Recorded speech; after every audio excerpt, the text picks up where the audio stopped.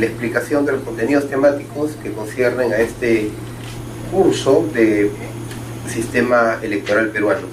Habíamos explicado en la última clase los efectos tendenciales de los sistemas electorales, más o menos para saber referencialmente a qué figuras, ¿no?, del sistema político se optimizan aplicando un sistema electoral mayoritario o un sistema electoral proporcional.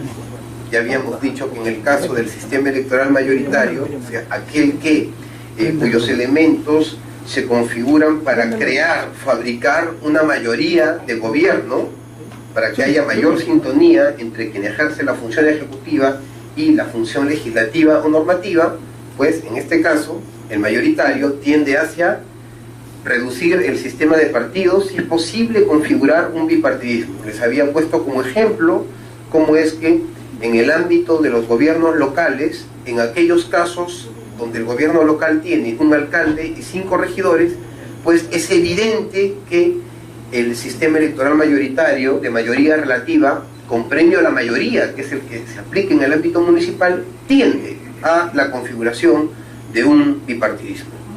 También vimos cómo genera la mayoría de un partido, claro, ¿no? De lo que se trata es de fabricar una mayoría para que esa mayoría pueda fluidamente tomar decisiones. En cuanto a la estabilidad del gobierno, es casi un axioma en la ciencia política que un sistema electoral mayoritario, por el solo hecho de crear mayorías en favor de un partido político, claro está, el que ha tenido el respaldo popular mayoritario, pues tiende a la estabilidad del gobierno, porque como hay sintonía entre el colegiado que ejerce la función normativa y legislativa y quien toma las decisiones ejecutivas, entonces pues el nivel de conflictividad baja. Estamos bajo el supuesto de que como pertenecen a un mismo partido, por cuestiones de disciplina partidaria, por cuestiones programáticas, el entendimiento va a ser más rápido. Claro, también hay que decirlo, ¿no? También se debilita la posibilidad de hacer una mayor fiscalización. Un mismo partido pues no va a autofiscalizarse con la misma intensidad que lo haría una oposición fuerte, o sea, con muchos miembros dentro del colegiado político. Alianzas de gobierno. Si en el sistema electoral mayoritario las normas configuran un sistema para que un partido tenga predominio y pueda gobernar, entonces no necesita de formar coaliciones políticas, como lo que hizo Toledo, por ejemplo, ¿no?, con el fin, una coalición de gobierno para poder tener cierta mayoría en el Congreso y darle estabilidad al gobierno. En un sistema electoral mayoritario, ¿no?, como por las mismas reglas de juego, se configura un modelo que de plano, con los resultados electorales, da mayoría, forma una mayoría, no se necesita por formar alianzas de gobierno. Atribución unívoca de la responsabilidad política, pues les había dicho que en un sistema electoral mayoritario es más fácil identificar en un partido la responsabilidad respecto al éxito o el fracaso en la gestión. Ayer estuve en el pleno del Congreso y a golpe de las 8 de la noche, ¿no?, y en una intervención de Mauricio Mulder, ¿no?, Mauricio Mulder decía, ¿no?, que las leyes que se habían dado en el gobierno anterior tenía como corresponsabilidad, ¿no?, a la oposición también, porque el partido aprista no tenía la mayoría en el Parlamento y ninguna ley podía pues pasar, ¿no?, por un consenso con la bancada que era la primera minoría, ¿no?, la primera fuerza política dentro del Parlamento, que era UPP, la bancada de UPP, ¿no?, donde estaban unidos. Y claro, ese argumento de Mauricio Mulder tiene relación con esta característica, ¿no?, el efecto tendencial de atribución unívoca de la responsabilidad política. En un sistema electoral mayoritario eso es fácil de identificar, porque prácticamente el pueblo y las reglas consolidan la confianza y el poder a una sola organización política. Pero en un sistema electoral proporcional como el que nosotros tenemos en el ámbito nacional, pues evidentemente identificar quién es el responsable es muy difícil. ¿Por qué? Porque nadie tiene, digamos, ningún partido tiene predominio en lo que es la concentración de facultades estatales, ¿no? Sino que hay una distribución dependiendo de las cuotas de poder, y claro, en el ámbito del Parlamento es muy fácil, es muy difícil, ¿no?, señalar quiénes son los responsables de las buenas y las malas leyes. Al final pues terminan siendo todos, ¿no?, o quienes, o aquellos grupos que dan la mayoría para votar o sancionar una ley. Representación justa.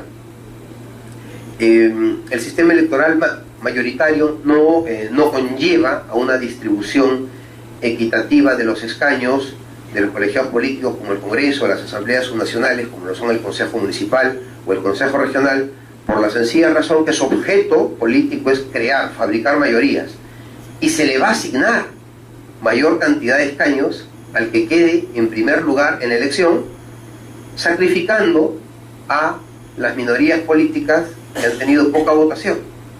¿Y cómo se calcula este juego de ganancias y pérdidas en cuanto a escaños asignados para determinar si una representación es justa?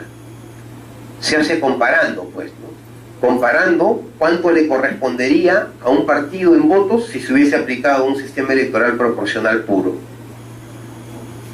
Claro, por ejemplo, en el caso de Lima Metropolitana, sabemos que quien gana la elección, gana la alcaldía, y de los 39 escaños o asientos que tiene esta municipalidad en el consejo, el ganador de la elección con mayoría relativa, o sea, con la mayor cantidad de votos, se lleva como mínimo el 50% más uno de esos 39 asientos en el consejo.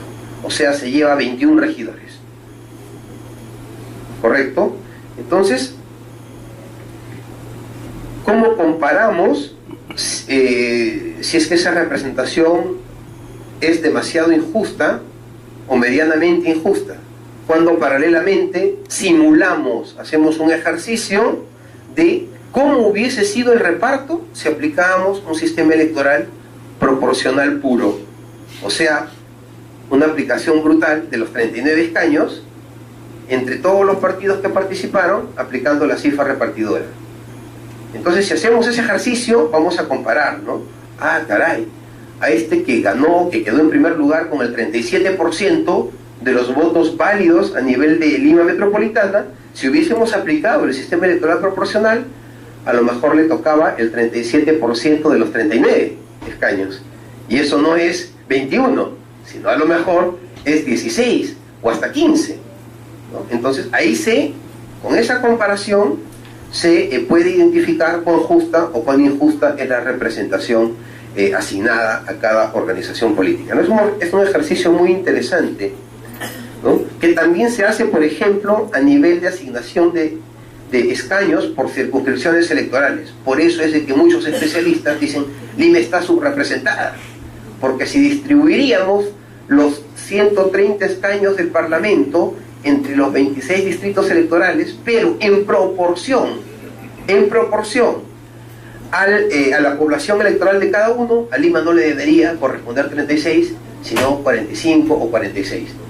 Entonces, en base a esas comparaciones es de que los especialistas, ¿no?, identifican cuán justa o injusta es una distribución de los escaños. Oportunidad de nuevas tendencias, hemos dicho que efectivamente el sistema electoral mayoritario no ofrece oportunidad de nuevas tendencias. ¿Por qué? Porque por el hecho que tiende a configurar un bipartidismo, va a tener un gran efecto reductor del sistema de partidos. No va a permitir que todos los partidos obtengan representación política. Entonces, una nueva tendencia no se va a crear fácilmente, porque en realidad un partido sobrevive, como dirían los especialistas, ¿no?, Dieter Nolle, Breitbart, tal.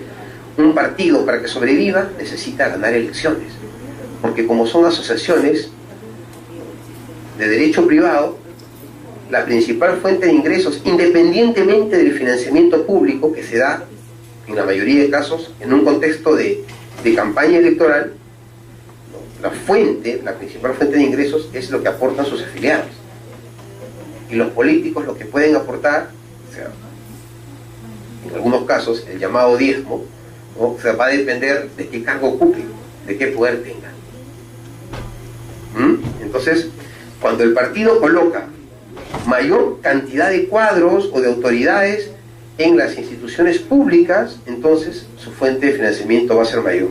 ¿Y cuál es la oportunidad que legalmente tienen para hacer ello? Los procesos electorales. Entonces es muy importante que los partidos ganen elecciones. Con esto no les quiero decir que ganen elecciones únicamente a nivel nacional. Lo más importante para que tengamos partidos consolidados es que ganen a nivel local.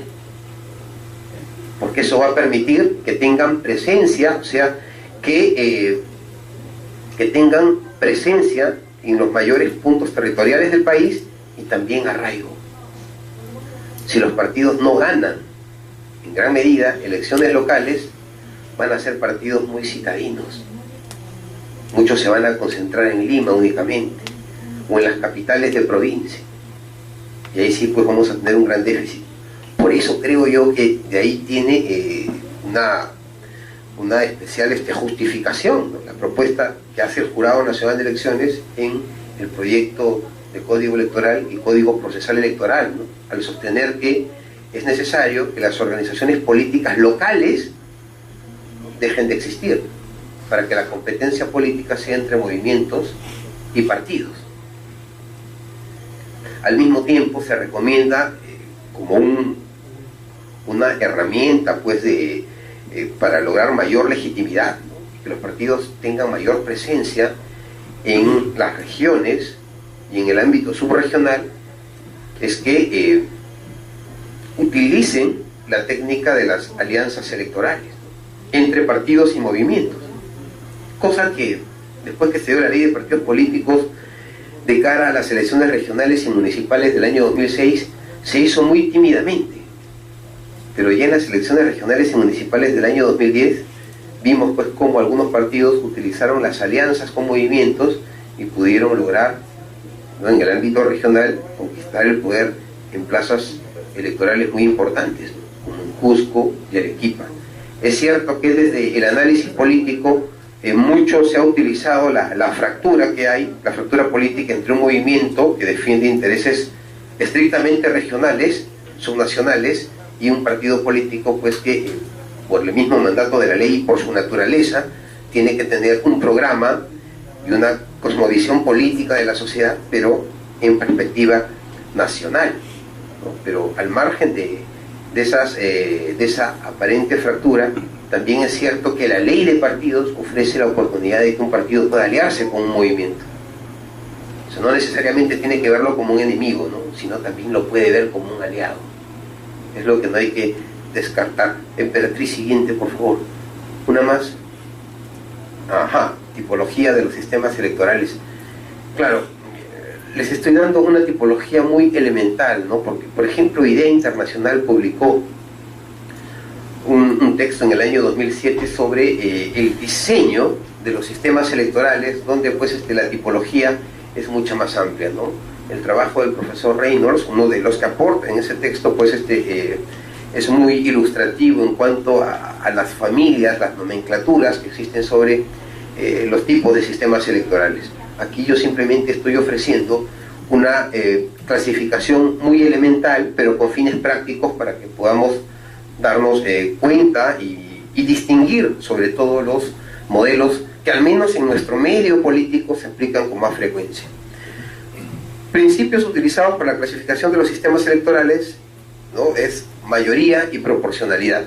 Estos principios, como habíamos visto, responden al objeto político, al objetivo político de la representación, que eso siempre lo define quien hace las leyes, o sea, el Parlamento. Son los políticos los que definen el sistema electoral a través de las leyes, sobre todo la Ley Orgánica de Elecciones, y en la discusión política son ellos los que analizan la conveniencia o inconveniencia de adoptar una o tal medida. Eso lo vemos frecuentemente cuando se discute una ley de naturaleza electoral, ¿no? Y estos principios son los que en realidad van a influir mucho en la decisión que tomen nuestros políticos. En la práctica, ¿cómo se da? Los partidos, que son pequeños, algunos partidos, o sea, son partidos porque han cumplido formalmente con los requisitos que establece la ley de partidos políticos, pero en la práctica, en el comportamiento político, tienen una conducta muy regional. Vienen las elecciones regionales y municipales y ganan solamente una región. Y ya al ojo el especialista sabe que en esa región está el bastión partidario, o sea, la fuerza electoral del partido. Y muchas veces ese comportamiento político no nos demuestra que el partido tiene, pues, o sea, ese carácter nacional que le exige la ley. Y vamos a darnos cuenta que en el debate parlamentario, estos tipos de partidos que son tienen una marcada tendencia regional o un ámbito de acción más local, van a defender, al momento de la discusión política, van a defender, ¿no?, van a defender que se configure un sistema electoral proporcional, porque con la proporcionalidad van a tener la oportunidad de poder acceder a escaños. El sistema electoral proporcional permite, como les decía en clases anteriores, o sea, resulta más fácil que aplicando un sistema electoral proporcional, partidos que en el ámbito electoral tienen del 10% de la votación nacional válida para abajo, puedan acceder a representación política, a ganar congresistas en el Parlamento, a colocar congresistas en el Parlamento. Los partidos fuertes, que en el Perú en realidad hablar de partidos fuertes es una cuestión coyuntural y cíclica, porque la volatilidad es tan alta, la volatilidad electoral de un partido es tan alta que un partido es fuerte en una elección, pero a la siguiente ya es débil. Noten ustedes lo que pasó con Perú Posible, del 2001 al 2006, lo que pasó con el partido aprista del 2006 al 2010, ¿no? 2006, votación alta, 2010, descendió, ¿no? Entonces pareciera que esa es la regla del comportamiento electoral peruano durante toda la década pasada.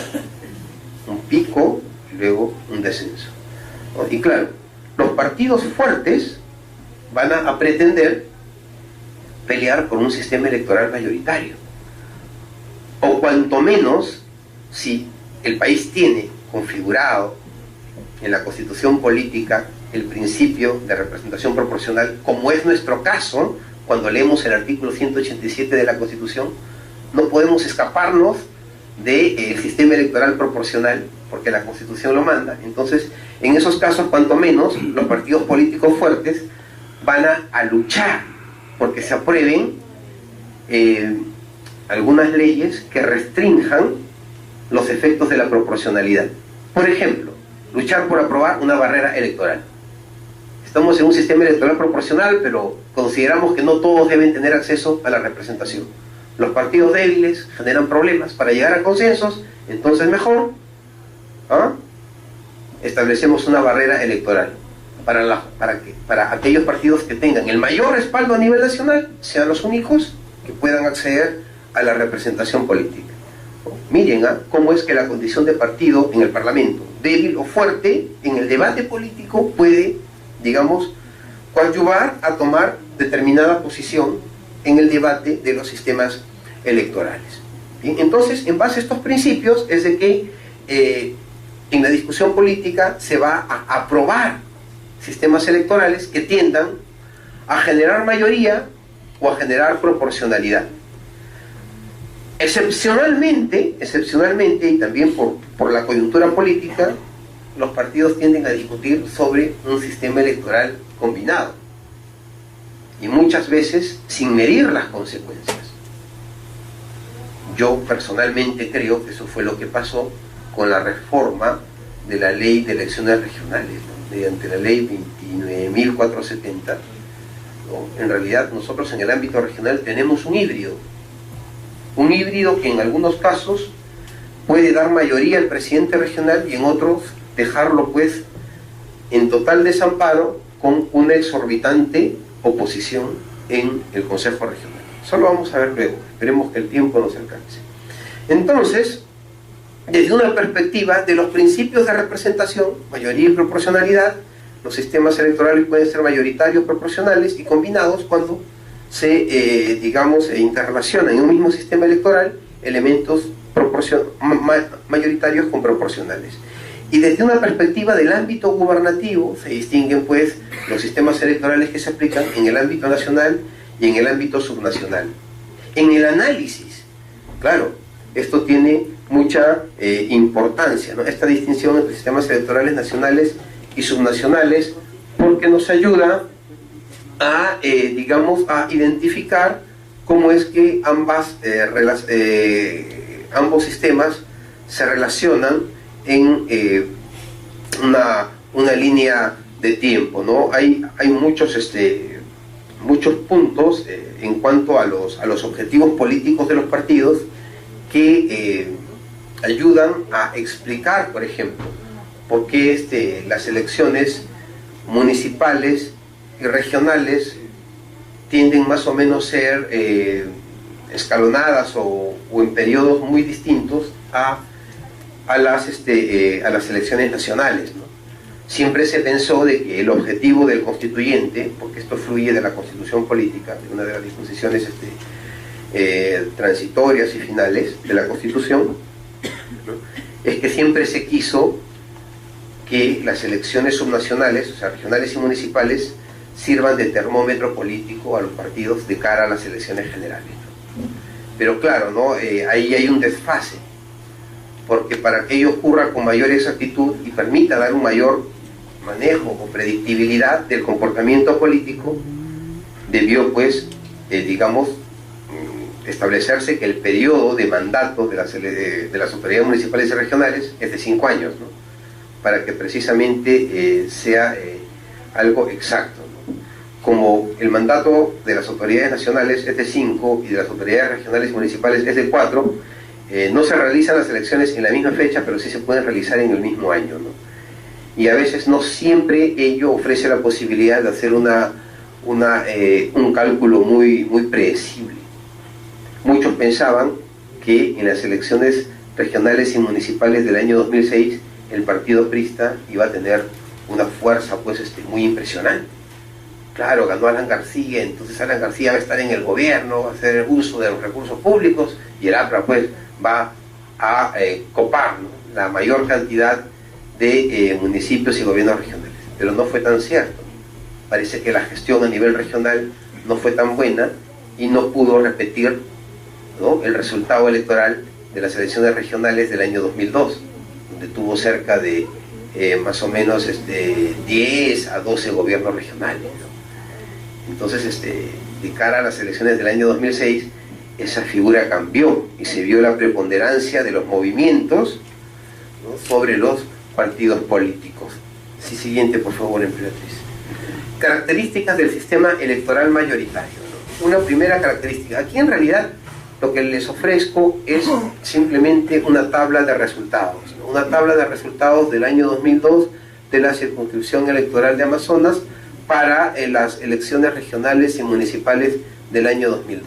En realidad, el ejemplo lo que trata de graficar son los efectos, ¿no? Y aquí tenemos en esta tabla de resultados, pues, a los 3 partidos que, aplicando el sistema electoral de mayoría, con premio a la mayoría, no olvidemos que en las elecciones regionales y municipales del año 2002 y 2006, el sistema electoral, la fórmula electoral que se aplicaba en la elección regional era igual, casi la misma que la que se aplicaba y se aplica y se sigue aplicando hasta ahora en el ámbito municipal.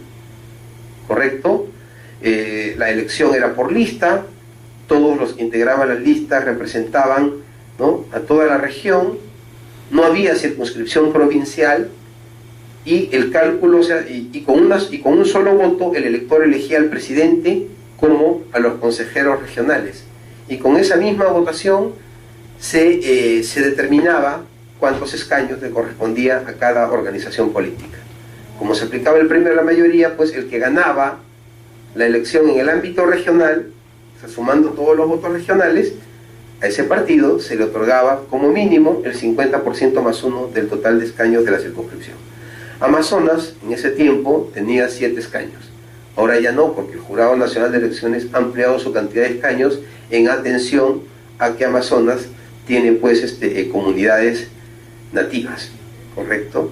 Entonces, y ahora, pues, con el sistema electoral de distrito múltiple que se aplica para la elección del Consejo Regional, entonces se han incrementado los escaños en Amazonas. Pero en el año 2002 solo tenía 7, y con la aplicación del premio de la mayoría, miren, El partido aprista queda en primer lugar con 25.421 votos.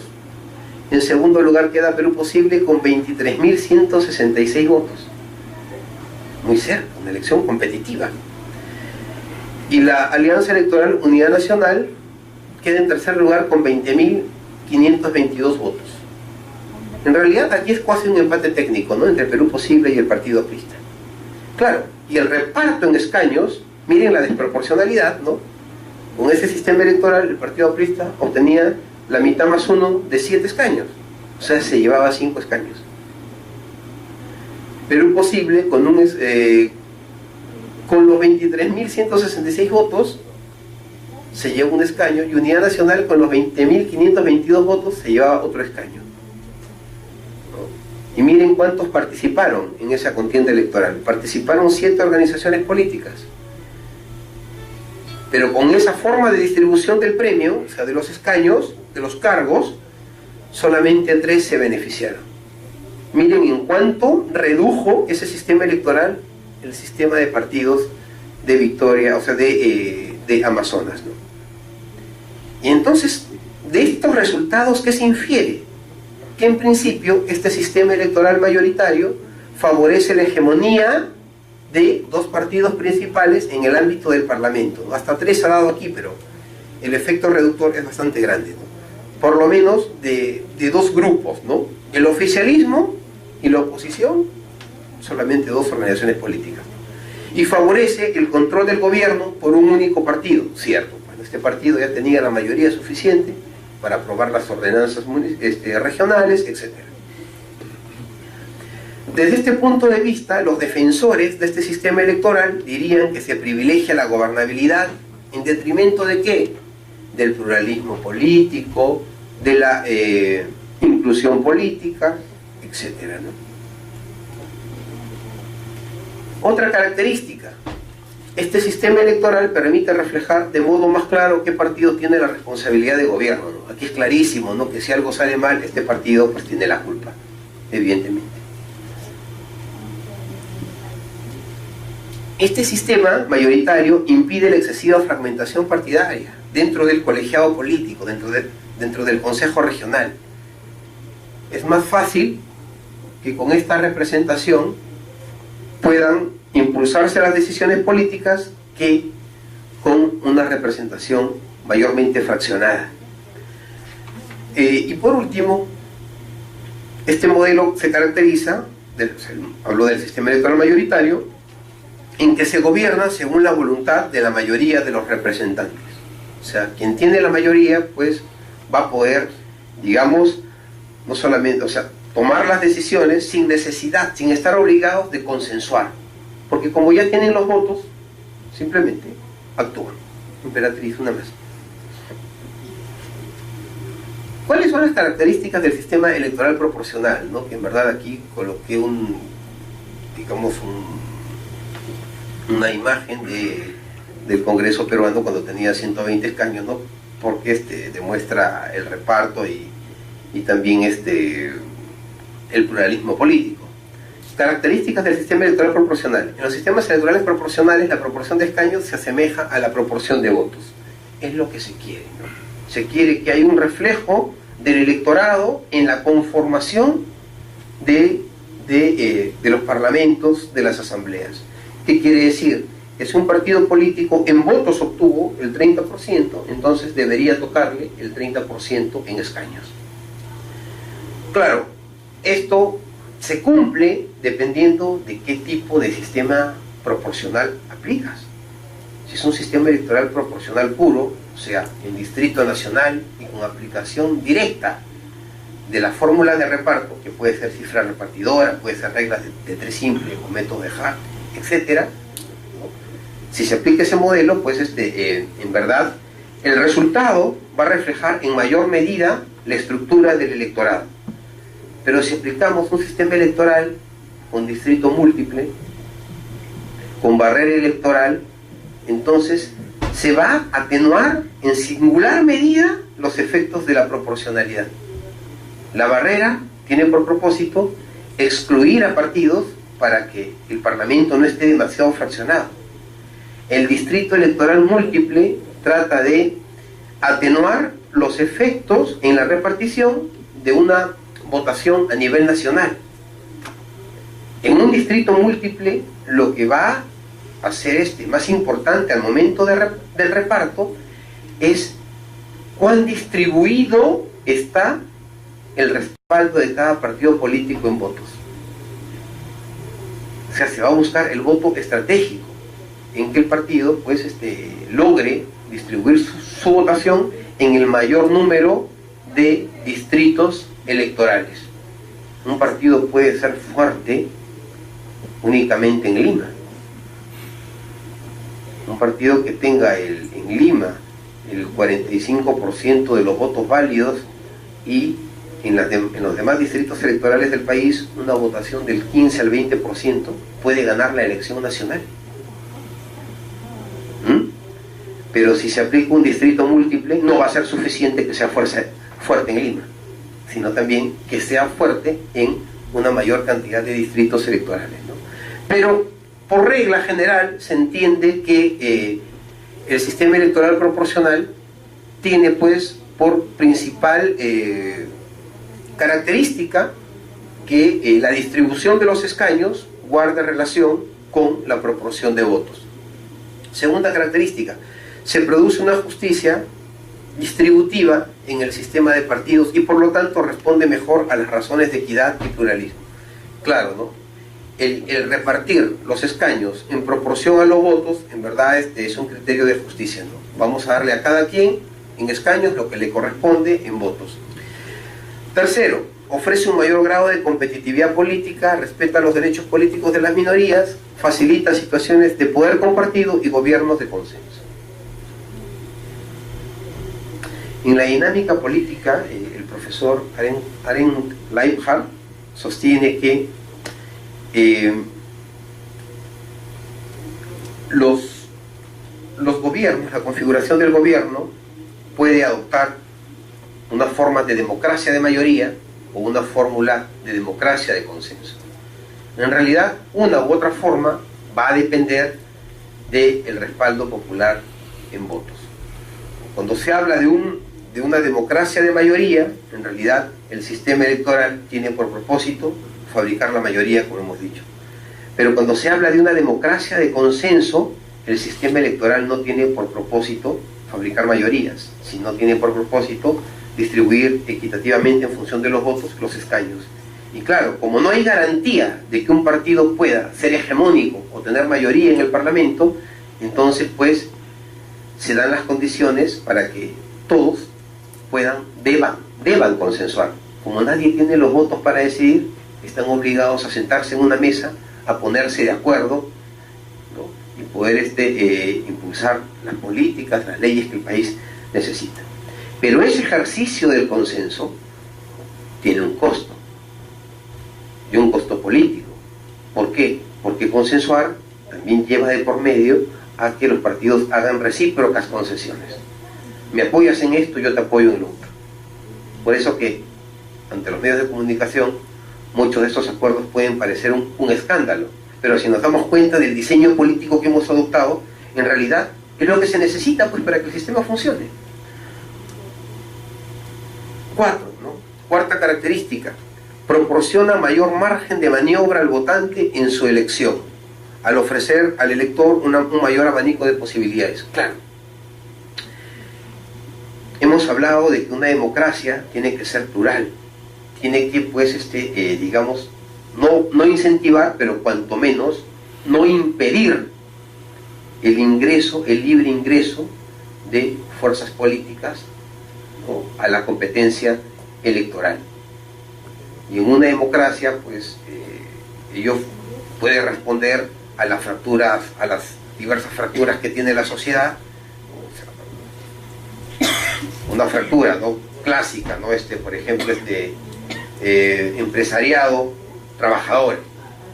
Entonces el sistema no puede impedir que los trabajadores se organicen para tener un partido a través del cual puedan defender sus intereses. Es legítimo, está hecho para eso.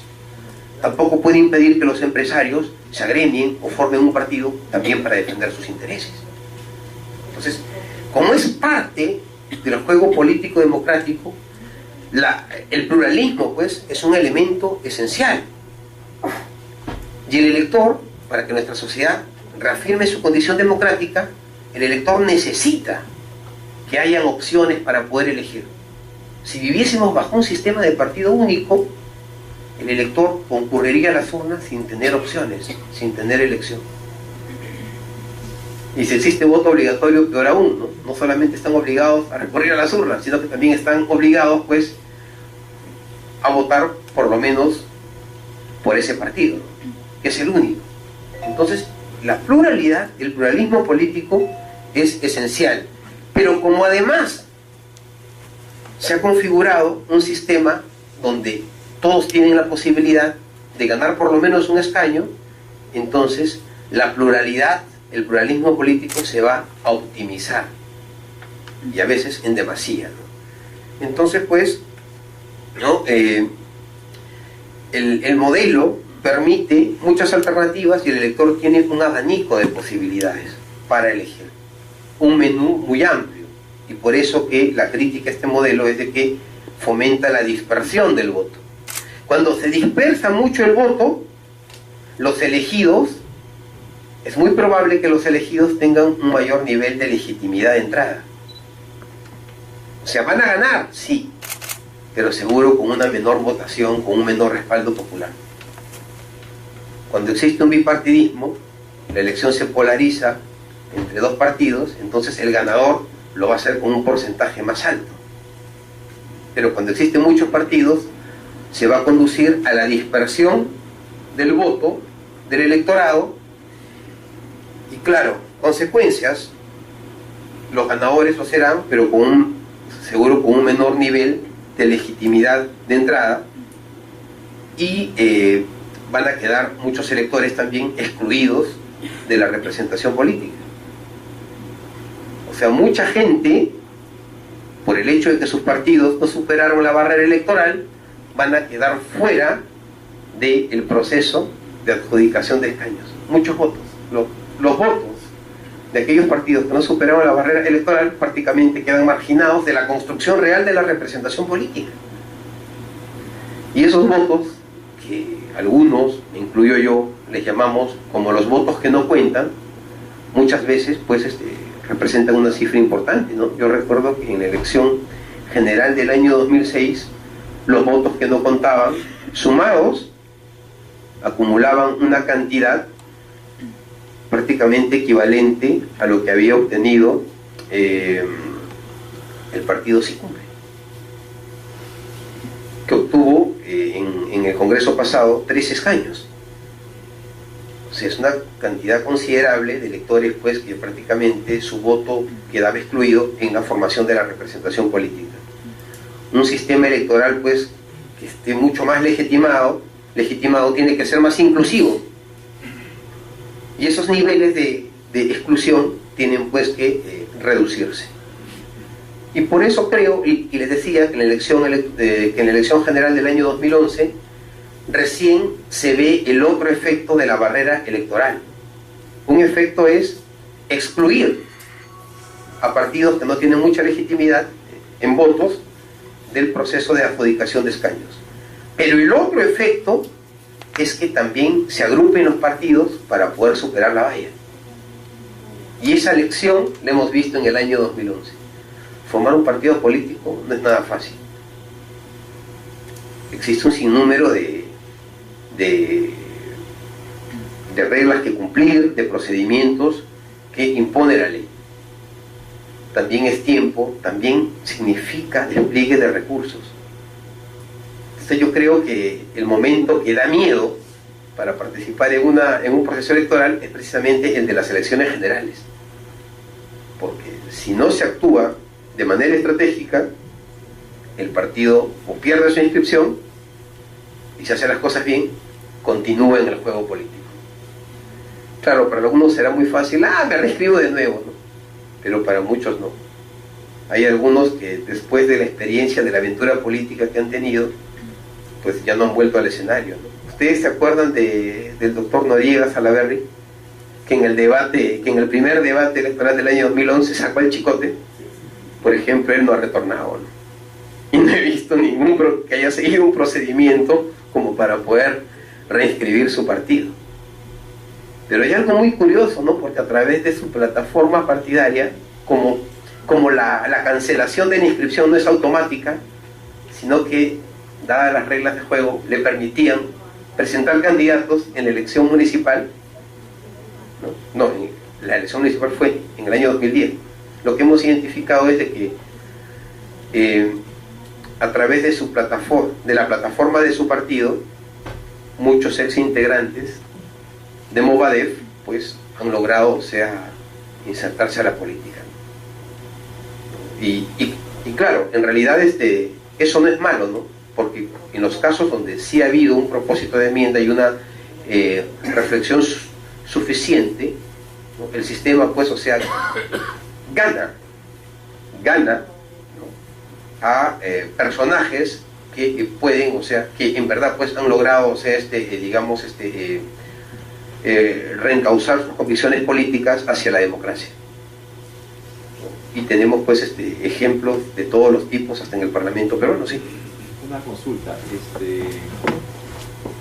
bueno, anteriormente se permitía que los candidatos presidenciales encabecen las listas al Congreso, después se prohibió. En los 80, claro. ¿Usted no cree que deberíamos volver a esa situación? Porque por lo menos tendríamos figuras políticas. Estoy muy de acuerdo con lo que usted está diciendo, ¿no? Claro, lo que se discutió cuando miren, esa es una regla que viene desde el estatuto, viene de una de las modificaciones del Estatuto Electoral de 1962, el decreto ley 14250.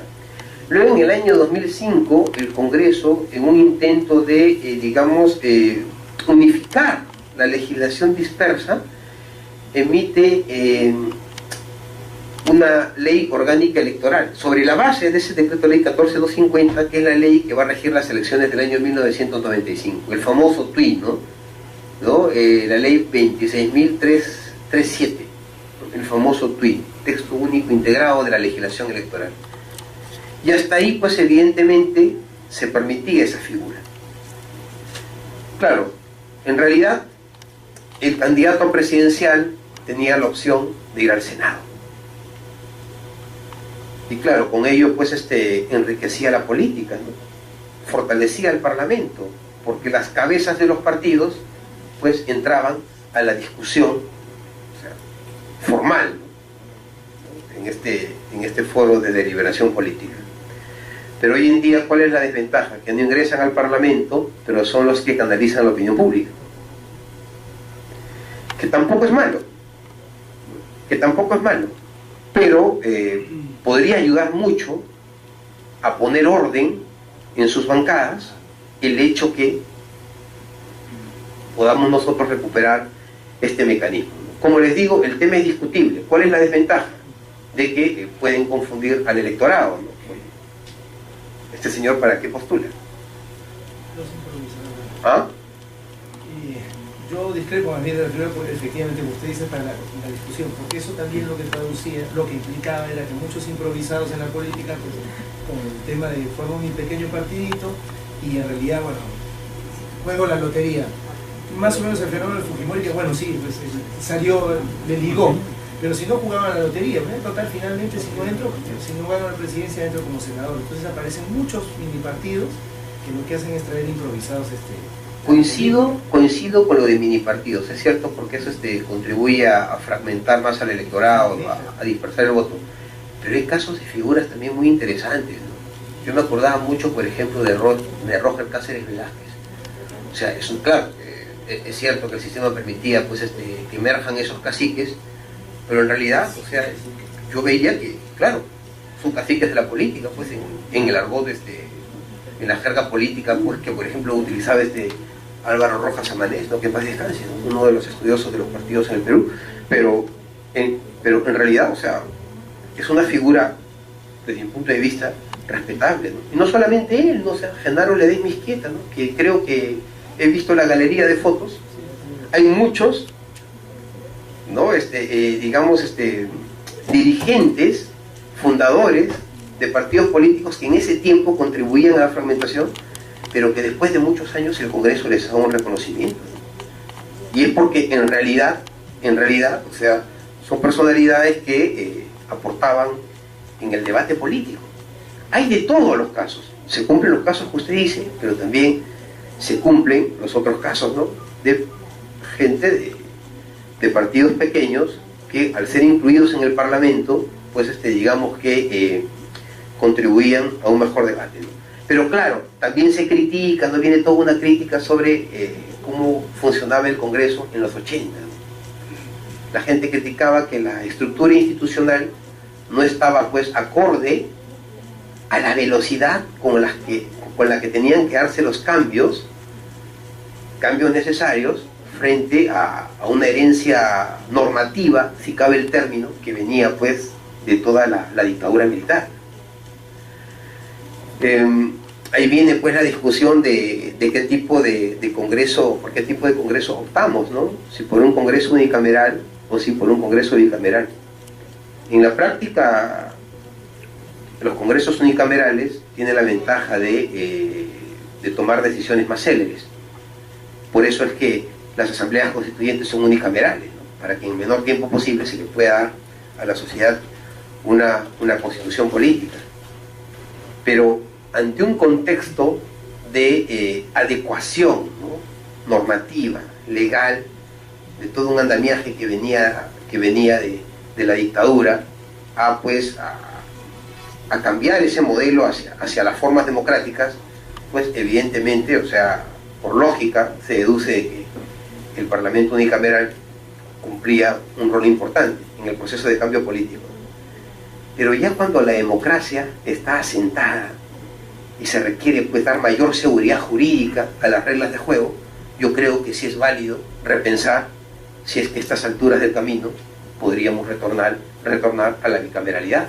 O sea, en realidad son opciones que tiene el constituyente, en este caso pues el Congreso de la República, que es un poder constituido pero con facultades constituyentes, ¿no?, por lo dispuesto en el artículo 206, ¿no?, de evaluar dicha situación, ¿no? Por más impopular que parezca esa medida, yo creo que la discusión política sobre si es conveniente o no, creo que enriquece mucho al país.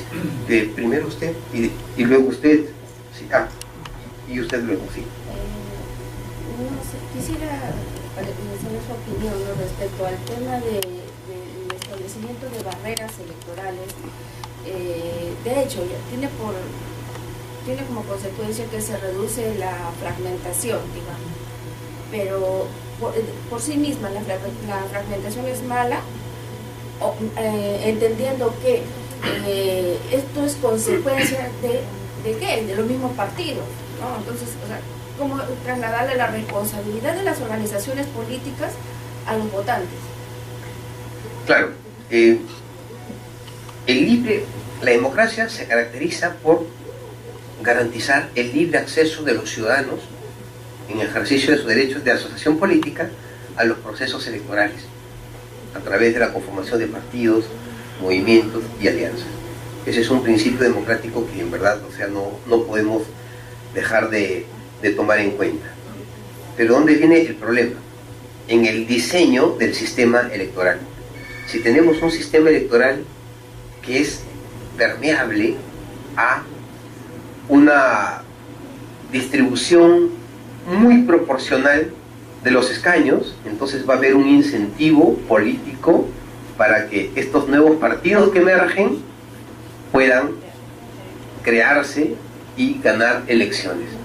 Un incentivo político, por ejemplo, para que ello ocurra, era precisamente esa medida que estábamos conversando, ¿no?, que se permita al candidato presidencial ir pues como cabeza de la lista al Senado, ¿no? Cuando se mantienen ese tipo de incentivos, entonces pueden proliferar en gran medida las organizaciones políticas. Entonces hay que buscar un punto medio, y eso pasa por la discusión de qué parlamento queremos. ¿Queremos un parlamento con 15 organizaciones políticas representadas? ¿O queremos un parlamento donde se equilibre la representación de minorías, pero al mismo tiempo esa representación de minorías no obstruya el obtener consensos importantes para impulsar leyes o medidas que se tengan que tomar? Claro, pero por sí mismo eso sería como un llamado de atención a las fuerzas políticas, ¿no? O sea, tú no me has sabido convencer con tu discurso, con las acciones que tú has realizado, entonces yo busco una nueva opción que está surgiendo, ¿no? Y quién sabe si esa nueva opción puede irse fortaleciendo con el tiempo, pero desde el inicio ya le ponemos la barrera, ya muere la... Yo entendí mejor tu percepción, ¿no? Y eso tiene que ver también con el juicio de los electores a los partidos. Los teóricos señalan que el voto es un instrumento de premio o castigo a las organizaciones políticas.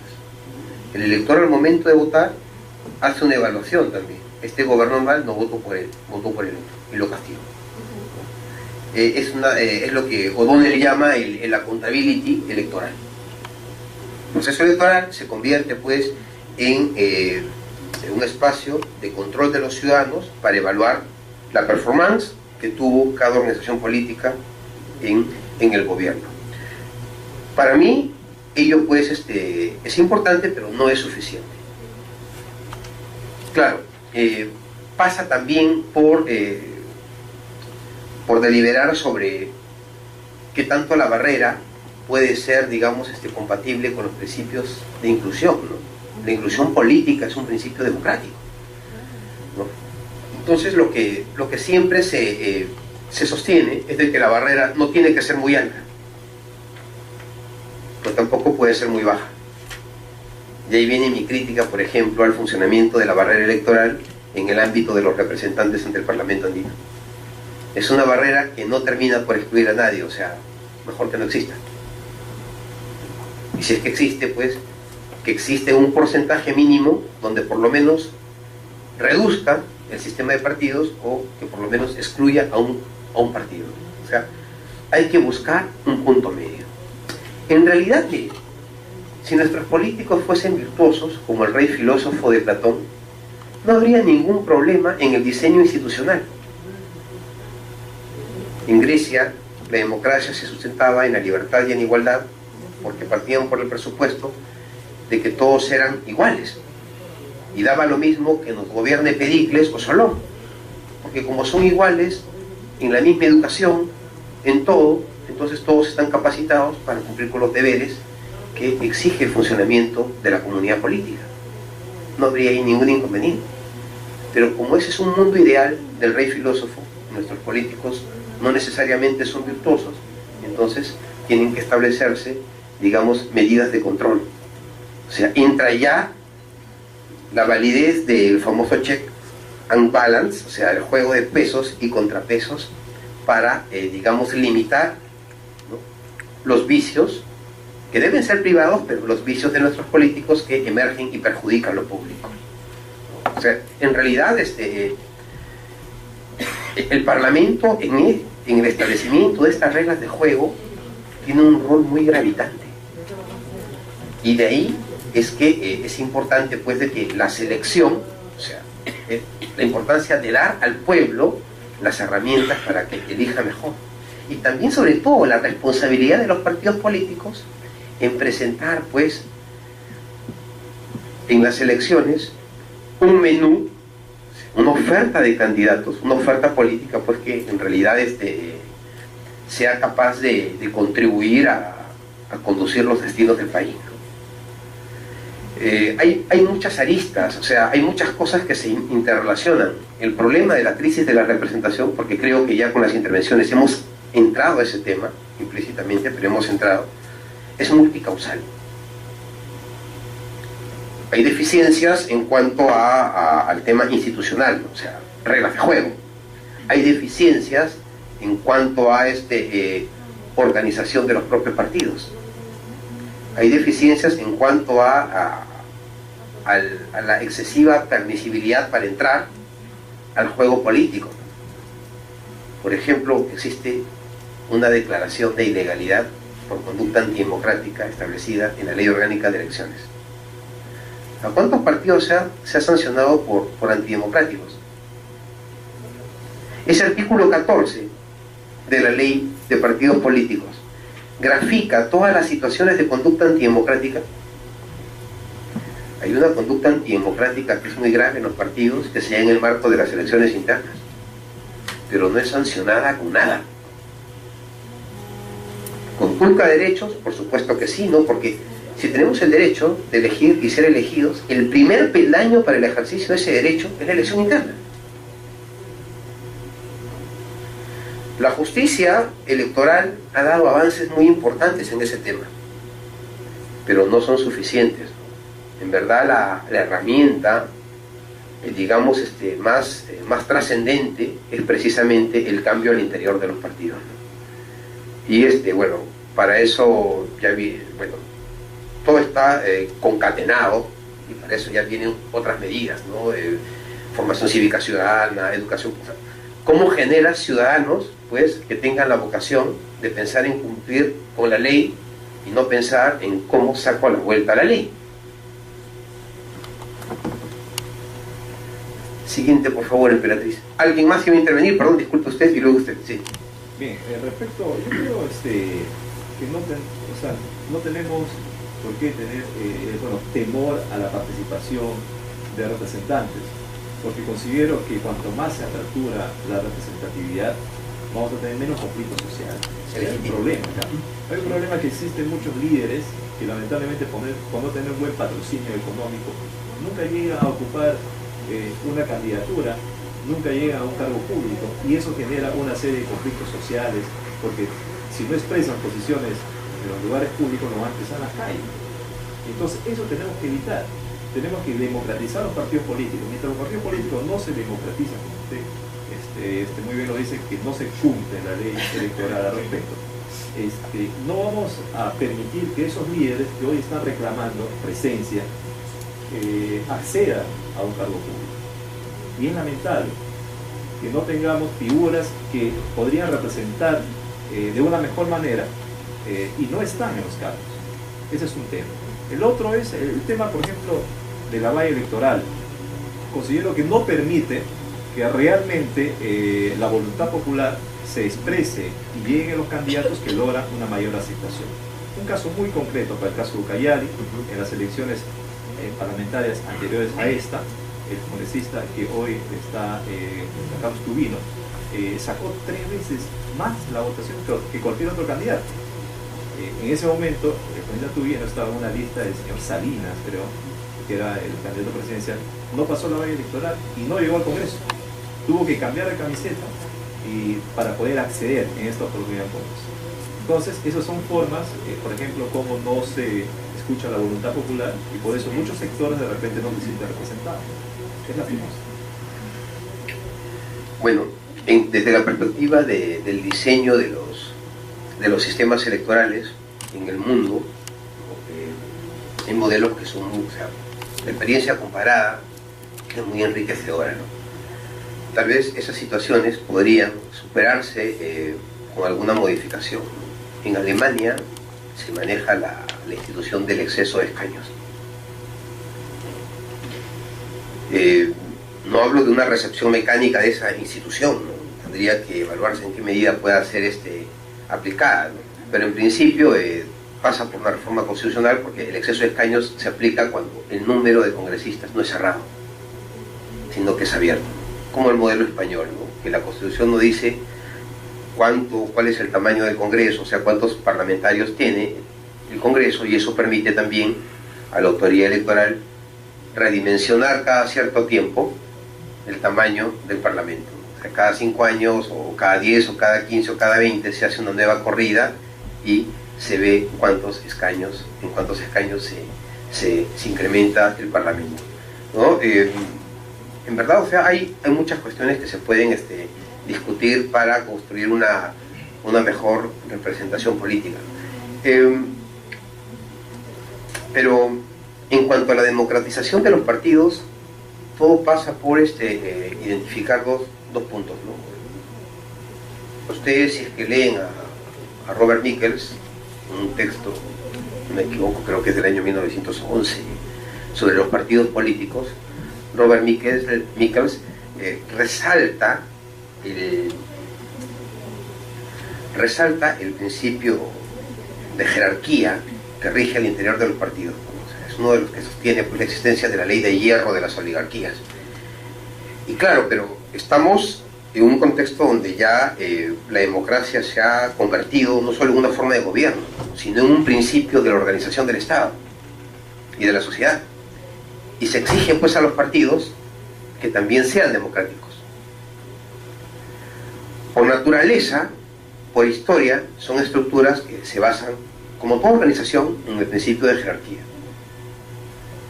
Pero esa jerarquía ya no puede ser ejercida pues en términos tan cerrados, ¿no? La ley exige que se democratice, la Constitución exige, en el artículo 35, que funcione democráticamente. ¿Qué les quiero decir con esto? Cuando la estructura del partido funcione de manera más cerrada, no va a ser muy permeable a captar liderazgos locales, sino más bien a concentrar en determinadas castas los liderazgos locales. En realidad son formas de hacer política. Pero si es que vemos que el escenario me exige ser democrático y si quiero que el partido dure en el tiempo, entonces en realidad tengo que abrir las puertas a esos nuevos liderazgos y buscar estrategias en cómo captarlos para fortalecerme. No olvidemos que un partido, si no gana elecciones, va a morir en el tiempo. O se convierte en un partido muy citadino, de cuadros, o en un partido, digamos, muy centralizado, ¿no? Y es lo que no queremos, porque de una u otra forma, si el partido adopta ese formato de un partido muy citadino, muy centralizado, nunca va a poder cumplir con las finalidades que le exige la ley, que sea un partido nacional. Ahí viene otro tema también de actitud de los líderes, de los fundadores, de los principales referentes de un partido en el diseño del partido político. ¿Qué partido queremos? ¿Queremos un partido que tenga una representación de 3 o 4 congresistas en el Parlamento? ¿O queremos un partido pues que lidere el país en estos 100 años que vienen? Es un tema de visión. Espérate, ¿ya no hay más? Bien, entonces pasamos a... Usted, discúlpeme, me olvido, usted, sí, falta su intervención. Dos cosas pequeñas, me parecen importantes. En el tema de la propuesta para que los cabezas de partido o candidatos presidenciales resulten posteriormente siendo parte del legislativo, ya sea Senado, en el caso de la bicameralidad, o en el caso del congresista. Se supone que previamente tendrían que ellos atravesar la valla electoral y segundo, a su partido tendría que corresponderle la cifra repartidora correspondiente, ¿cierto? O sea, en esa medida podrían incorporarse al Congreso, no por el solo hecho de haber sido candidato presidencial, de que su partido pierde, tendría que incorporarse al Congreso. Me imagino que previamente a eso tendría que darse la cobertura de la valla electoral y segundo, la cifra repartidora que le otorga por lo menos un escaño. Es en el tema de los candidatos presidenciales. Y segundo, en el tema de la bicameralidad, parece que existiera un consenso a efecto de que este sistema cambie, de que cambiemos el que fue instaurado por Fujimori y que ahora pasemos a un sistema bicameral. Hay un consenso en la medida de que algunos creen que hay que darle realmente sostenibilidad al sistema y por otro lado hay que darle más fortaleza al tema legislativo y al tema de país, ¿no? Pero hay otros también que piensan que es mejor que tengamos la bicameralidad porque como no hice mucho por mi pueblo, porque me la pasé comiendo pollo, entonces ya sé que no me van a reelegir en mi provincia, en mi departamento. Entonces optaré por una curul senatorial en la cual sí pueda yo coger votos de Puno, de Arequipa, de Ica y de repente así la pueda hacer, como se dice en el argot, ¿no? Entonces, en lo general, hay digamos, el consenso de que se cambie el sistema bicameral. Pero por supuesto, eso también va a tener que traer una reingeniería legislativa y una reingeniería administrativa. Porque lo que tenemos años en el Congreso y lo que hemos estado gozando en los años 80 y 90, la etapa en la que no había computadoras ni teléfonos celulares, éramos pues 1.700 trabajadores y asistíamos a 240, porque eran 180 diputados y 60 senadores. Hoy somos más de 2.000 y solamente atendemos a 130. Entonces, por eso digo yo, se va a requerir de una reingeniería tanto legislativa como administrativa. Sí, coincido plenamente con su comentario, ¿no? Claro, claro que sí, ¿no? O sea, toda reforma constitucional trae como consecuencia que la normativa infraconstitucional, ¿no? se adecue a esa reforma, ¿no? Si en este caso vamos a modificar el diseño del Parlamento, de un Congreso unicameral o otro bicameral, pues evidentemente va a tener que modificarse tal vez deba existir un reglamento del Senado, ¿no? También un soporte administrativo para la nueva Cámara. Evidentemente que eso va a ser así, definitivamente. Y claro, y en el proceso de distribución de escaños, de los escaños ya asignados a los distritos electorales entre los partidos, no hay que olvidar que el procedimiento tiene 3 etapas, ¿no? La primera es la barrera, distinguir quienes han superado la barrera electoral. La segunda etapa es aplicar la cifra repartidora, y la tercera etapa es ya aplicar el voto preferencial, que tiene como finalidad determinar quiénes dentro de la lista van a ocupar los escaños que le han sido asignados a los partidos con la cifra repartidora. Bien, sí, pasamos a lo que es elementos del sistema electoral que son en realidad categorías de análisis clave, ¿no? El primer elemento, y creo yo el más importante, el que va a definir cuál va a ser el efecto real de la proporcionalidad del sistema, o sea, si que adoptamos un sistema electoral proporcional, el tamaño de la circunscripción va a definir qué tanto se va a aplicar esa regla de proporcionalidad. Eso lo dice Sartori, ¿no? Giovanni Sartori. Y claro, esta circunscripción electoral siempre, en la gran mayoría de casos, se fundamenta sobre la base del territorio, ¿no? Muchos utilizan la demarcación territorial para constituir las circunscripciones, otros, como en el caso de México, desarrollan toda una técnica que se llama distritalización y crean macro circunscripciones. En el mundo anglosajón se utilizan mucho las circunscripciones uninominales para elegir a los representantes, en Francia también. Y ahí la distritalización pues tiene también un desarrollo importante porque, como le decía, para que se pueda cumplir con el principio de igualdad de voto, que no solamente implica la igualdad, o sea, un ciudadano un voto, también se requiere en esos casos de aplicar circunscripciones uninominales, o sea, aquellas que van a elegir solo a un solo representante, pues la construcción de esa circunscripción garantice, ¿no? Garantice que el voto del ciudadano de esa circunscripción tenga el mismo peso político y electoral que el voto del ciudadano de cualquier otra circunscripción. Y les puse, creo, el ejemplo del caso del ciudadano de Madre de Dios con el de Lima, no sé si recordarán, que les dije que el voto del ciudadano de Lima, pues, tiene un peso mucho menor que el voto del ciudadano de Madre de Dios, o sea, matemáticamente, cuando eligen al Congreso.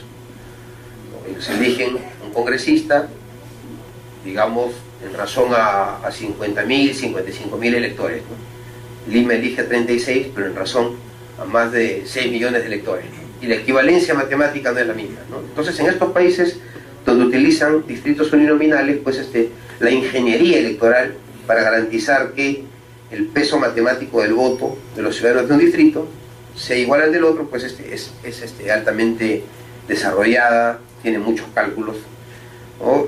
Matemáticos. Otro elemento es la forma de la candidatura, ¿no? Otro elemento es el voto, la estructura del voto sobre todo. El voto tiene por propósito, pues, permitir la manifestación política de los electores en las urnas. Pero cuando se estructura de determinada manera, el voto, pues, va a determinar la relación de los ciudadanos con los partidos. Hemos dicho que las formas de las candidaturas pueden ser individuales o por lista. Y la lista también tiene muchas variantes. La lista cerrada y bloqueada, la lista abierta, la lista cerrada y desbloqueada, etcétera, ¿no? Y claro, cada tipo de voto y cada tipo de lista van a incidir en determinado comportamiento de los electores. La fórmula electoral es aquella prescripción matemática que nos indica qué es lo que se refiere, qué es lo que se requiere para determinar a un ganador o un perdedor de la elección, o en todo caso la distribución de las cuotas de poder de los escaños. La barrera electoral es otro de los elementos de suma importancia, ¿no?, en la configuración del sistema electoral, ¿no? Hay una barrera, pero también existe un concepto que es el umbral electoral. La distinción entre barrera electoral y umbral, pues, es prácticamente legislativa, ¿no? La barrera electoral es un elemento que está configurado en la ley y que impone un determinado porcentaje de votos o una determinada cantidad de escaños para habilitar al partido a que pase al procedimiento de asignación o adjudicación de escaños. En cambio, el umbral está dado por el histórico, el mínimo histórico de votos que requiere una organización política para lograr los escaños. No es una imposición de la ley.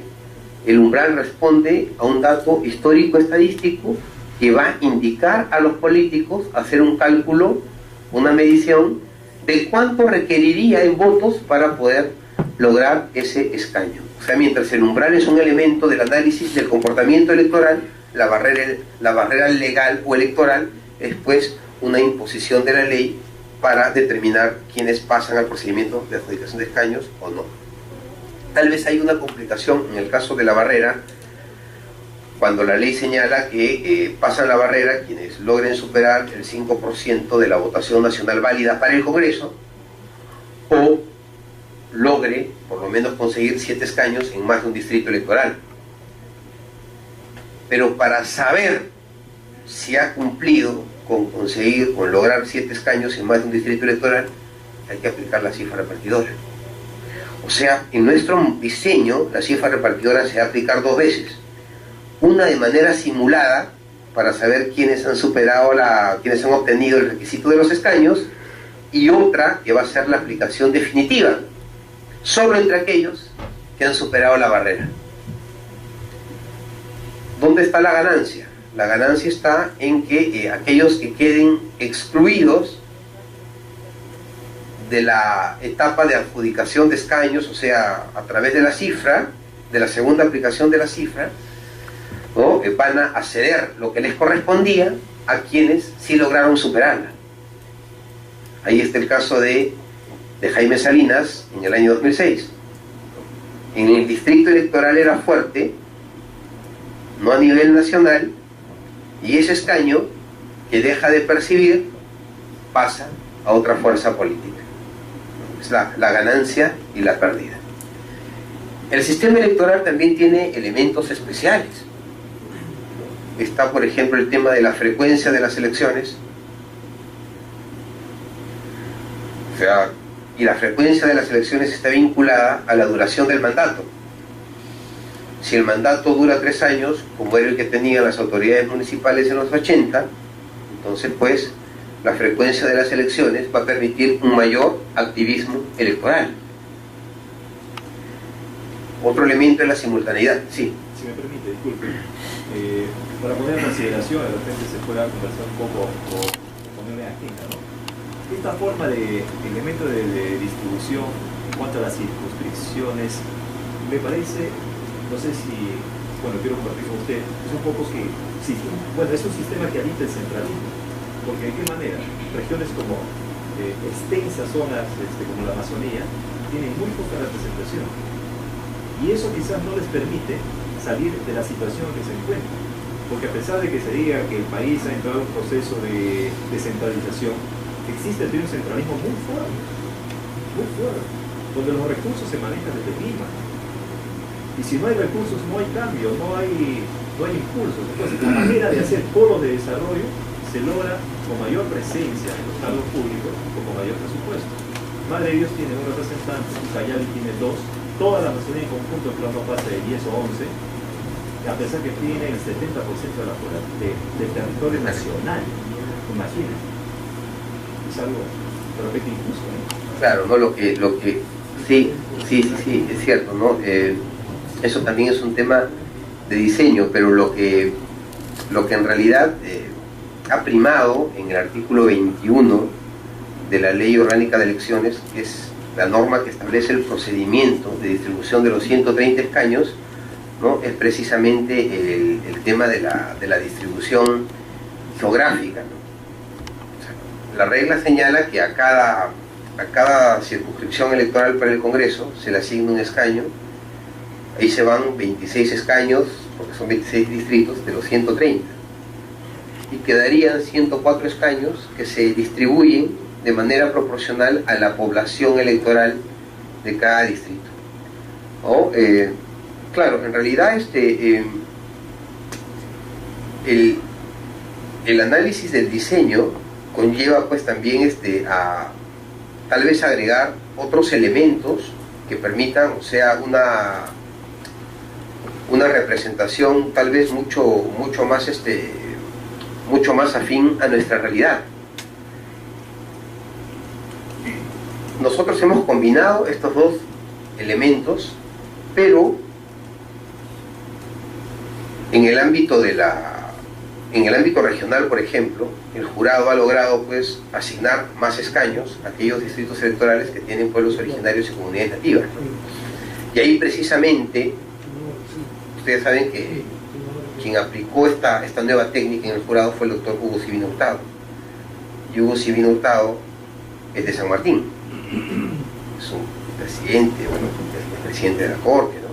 Pero él viene de San Martín, ¿no? Y atendiendo precisamente a esa realidad, el doctor Sibina consideró pues que en el ámbito regional tenía que hacerse una distribución, una asignación de los escaños regionales, pero que permita la inclusión de los pueblos originarios, ¿no? La inclusión real de los pueblos originarios. Y es por eso que, en mérito de esta idea, el Pleno del Jurado Nacional de Elecciones decidió asignar más escaños a aquellos distritos electorales regionales que tenían asentadas en su territorio comunidades y pueblos originarios.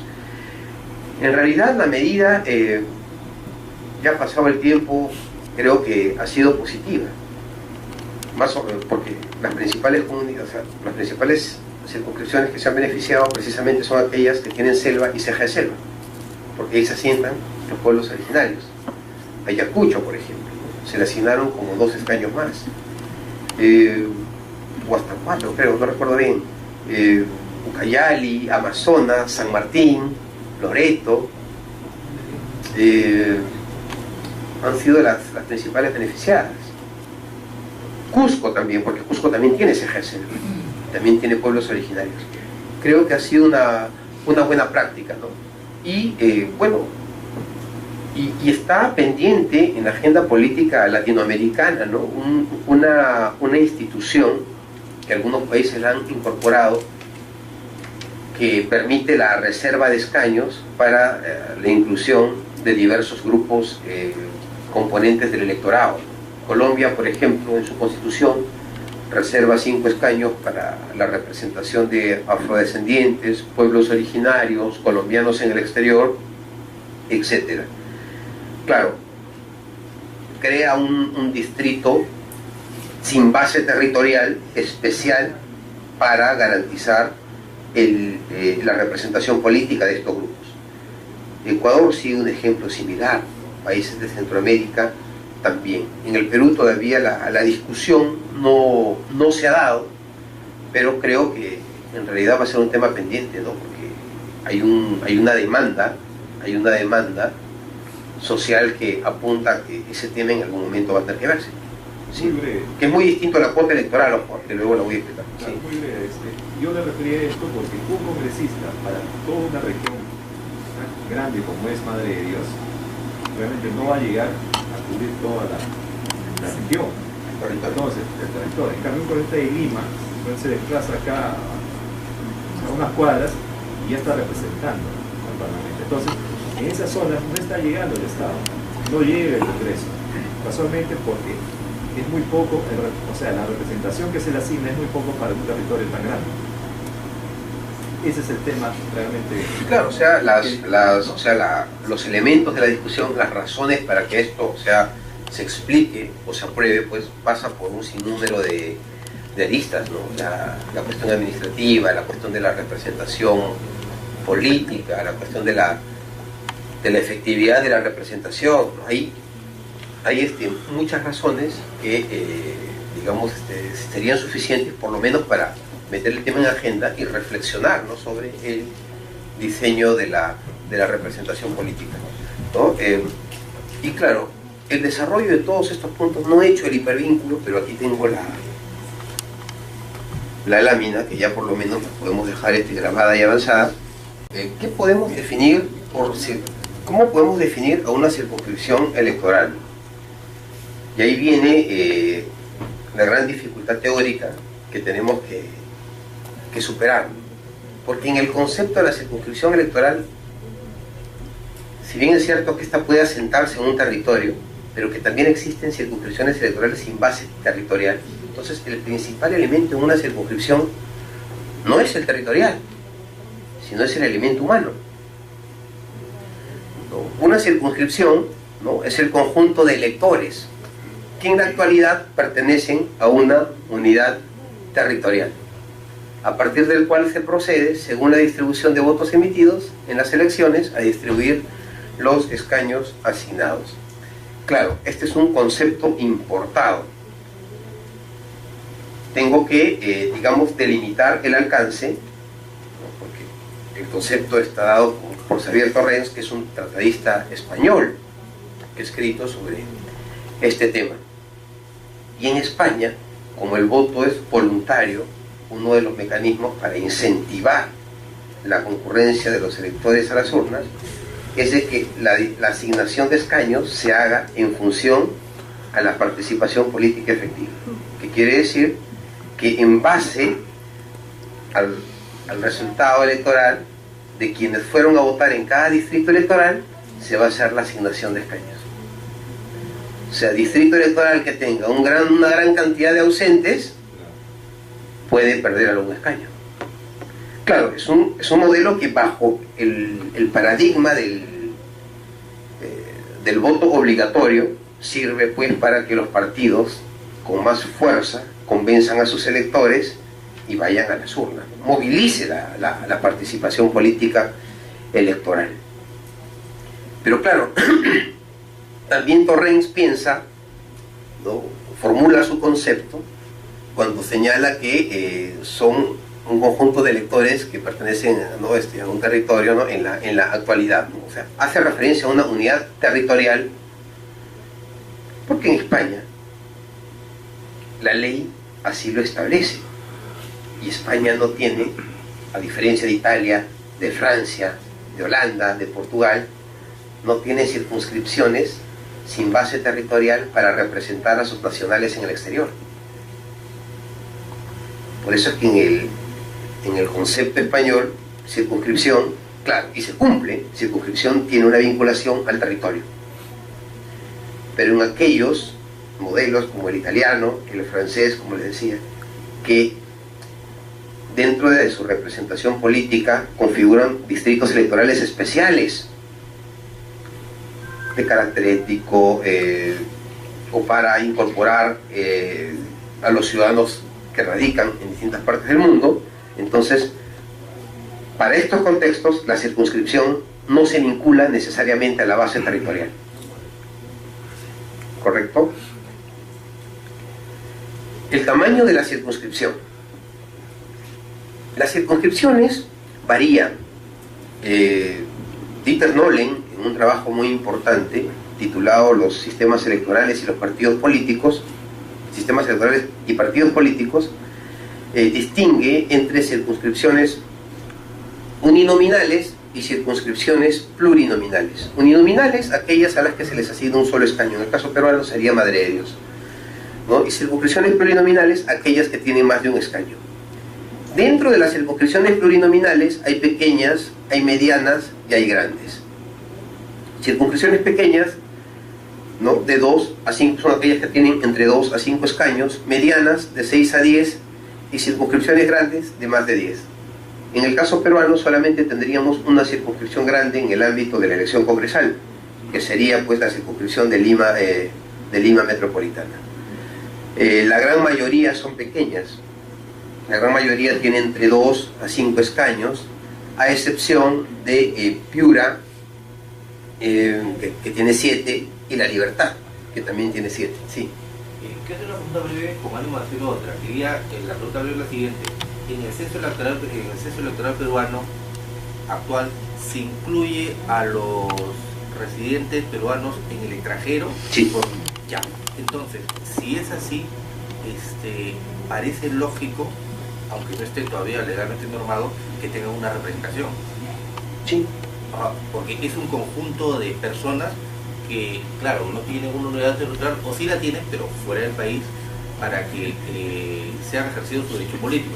Sumado, obviamente, a esto, el caso de ciudadanos residentes en el extranjero que no han actualizado su domicilio, viven de facto en el exterior, pero que también tendrían que ejercer su derecho político, y quizás sea una forma, un incentivo para que los ejerzan, que puedan contar con una representación, que puedan considerar como una institución electoral su situación.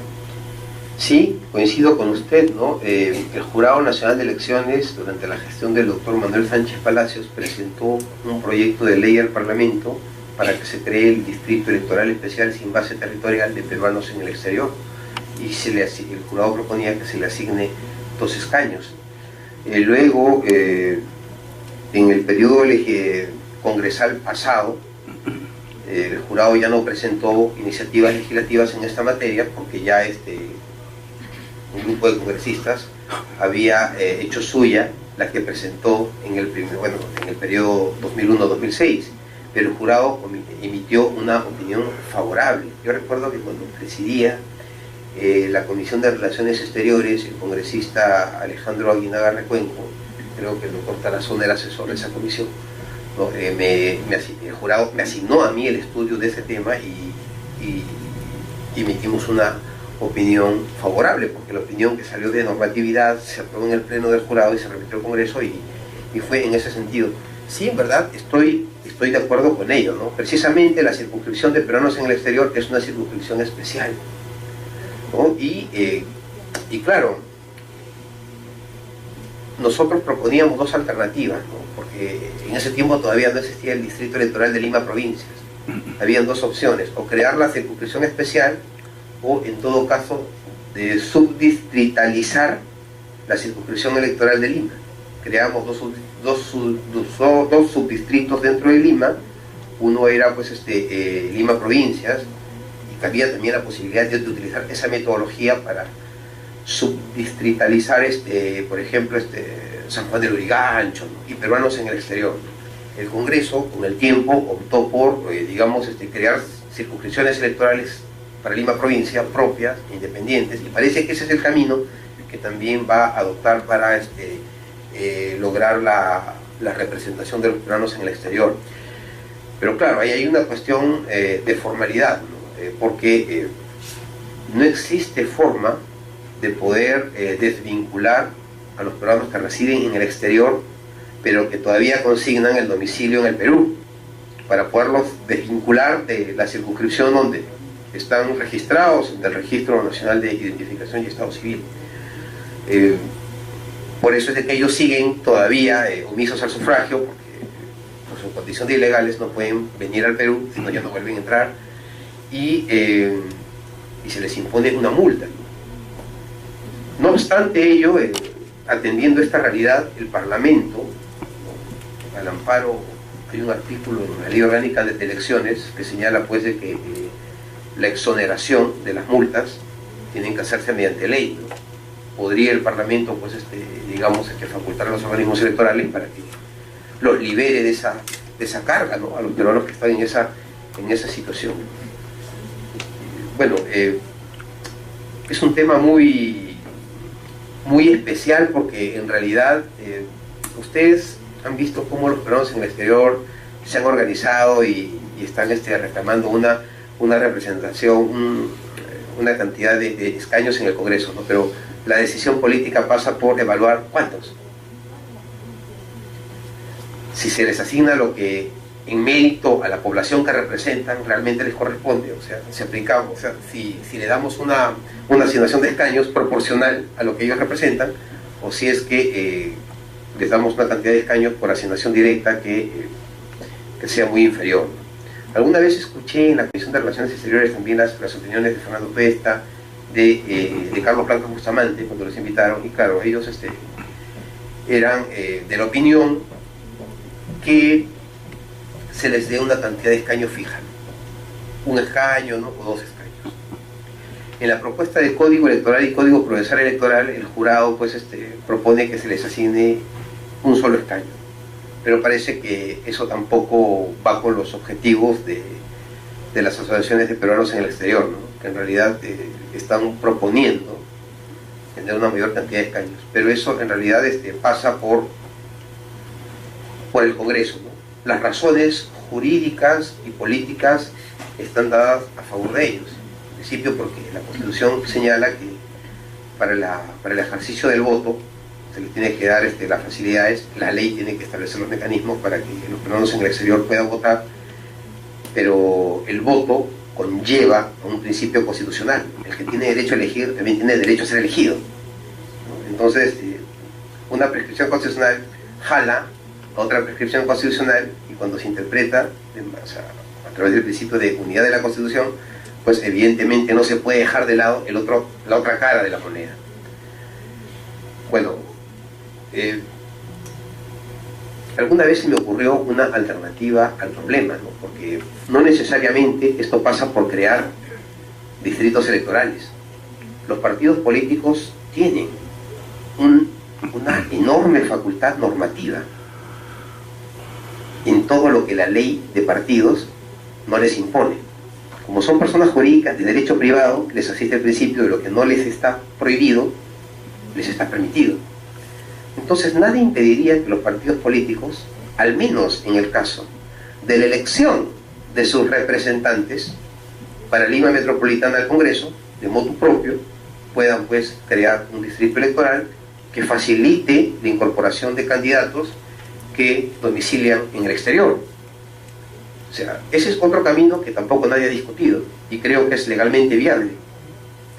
Claro, esto va a depender de la conveniencia política de los partidos, ¿no?, pero hay que evaluarlo, porque también hay muy buenos inversionistas peruanos en el exterior que les va muy bien y pueden financiar las campañas. Es una cuestión ya de evaluación política de cada partido, pero la herramienta jurídica para crear esa figura en el ámbito de las elecciones internas la tienen, pero no se ha discutido en el Parlamento porque se han ido por otra metodología, ¿no?, de crear un distrito electoral especial, cuando también lo pueden hacer por un mecanismo que no requiere ninguna normativa. O sea, la aplicación de una ley del Congreso, ¿no?, la acción de una nueva ley del Congreso. Sí, usted. Incluso, hablando del tema, incluso las propuestas han ido más allá. Entre los proyectos de ley presentados a este respecto, señala, por ejemplo, no solamente la creación de un distrito electoral, sino de varios distritos electorales, en virtud de que hay una gran aglutinación de peruanos, por ejemplo en Estados Unidos, que es el principal, donde 200.000 están en New Jersey, cerca de 200.000 están en Nueva York, otro tanto en Los Ángeles, Miami. El segundo bloque electoral, digamos, Sudamérica, donde está Chile y Argentina, sí, y ya le siguen ya España y Italia. En el África no llegan ni a 200. Sí, claro, estadísticas. Sí. Y hay un número de más de 5.000 que están en Japón, cosas así, pero los gruesos electorales tuvieron oportunidad una vez de reunirse a través de los consejos de consulta. Hicieron un encuentro nacional aquí en el Perú de las comunidades peruanas en el exterior, y ellos solicitaban pues, una posibilidad de 4 escaños por lo menos, pero también exigían que eso sea distribuido de alguna manera. O sea, un escaño para Estados Unidos, un escaño para Sudamérica, un escaño para Europa, otro escaño para Asia. ¿No? Esas eran propuestas que se presentaron, pero nunca llegaron a ponerse de acuerdo, ni a plantear ya en blanco y negro una propuesta que sea viable o que el Congreso la pueda canalizar. Hasta ahí llegó la información. Esa práctica que le decía de los partidos, de que puedan a través de sus listas canalizar representantes peruanos en el exterior.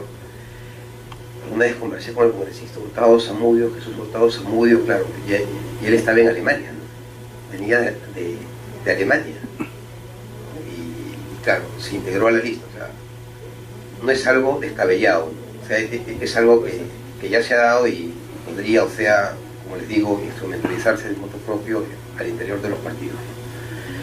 Y también ocurrió en el año 2006 cuando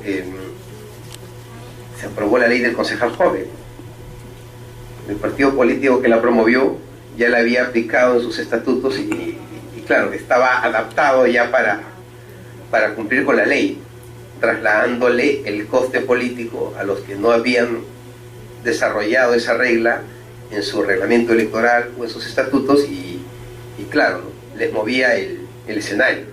Me acuerdo mucho del debate de los dos Javieres, el doctor Javier Bedoya y Javier Velázquez, sobre ese tema, pero al final igual se aprobó la ley del concejal joven.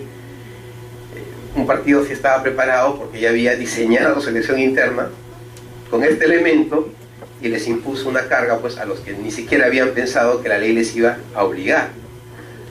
Por ese tiempo todavía el Jurado Nacional de Elecciones no había recurrido a la técnica de la inaplicación de las leyes.